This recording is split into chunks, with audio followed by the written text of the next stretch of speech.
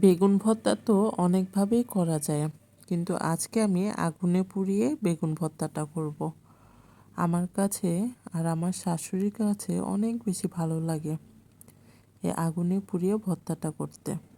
তাই প্রথমে একটা বড় বেগুন নিয়ে নিলাম আর হাতে একটু সয়াবিন তেল নিয়ে সুন্দর করে বেগুনটা মাখিয়ে নিলাম। তারপরে এই তো দেখেন, এখন সুন্দর করে স্ট্যান্ডটা বসিয়ে এখানে আমি দিয়ে দিব বেগুনটা, কিছুক্ষণ পুড়িয়ে নিব।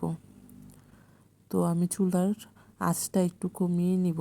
আস্তে আস্তে পুড়ালে দেখা যায় ভিতরের বেগুনটা খুব সুন্দরভাবে পুরানো হবে বা নরম হবে, শক্ত শক্ত থাকবে না। এই তো দেখেন, আমি সুন্দর করে ঘুরিয়ে ঘুরিয়ে অনেকক্ষণ সময় ধরে পুড়িয়ে নিলাম বেগুনটা।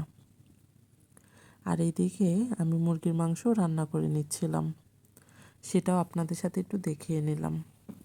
এই তো দেখেন, একটু ঠান্ডা হলে সুন্দর করে খোসাটা ছাড়িয়ে নিব।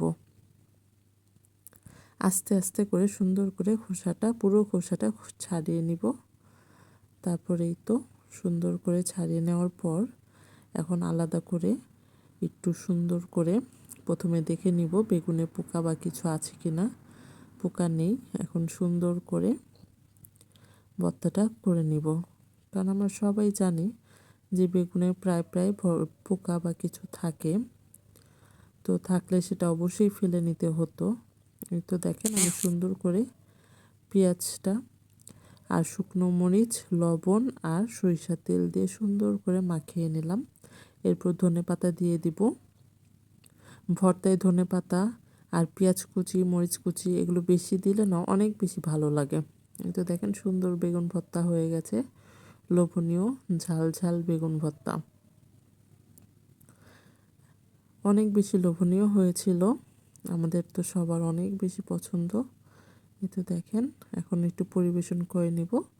বেগুন ভর্তা তো ছিলই, তো বেগুন ভর্তার সাথেও আমি মুরগির মাংস রান্না করেছিলাম। আর পছন্দের ডাল ছিল আমার শাশুড়ি মার পছন্দের টক ডাল, জলপাই দিয়ে। এখন যেহেতু শীতের সিজন, জলপাই অ্যাভেলেবেল, তাই জলপাই দিয়ে রান্না করেছিলাম। এই তো দেখেন, বেগুন ভর্তা, মুরগির মাংস। আলহামদুলিল্লাহ।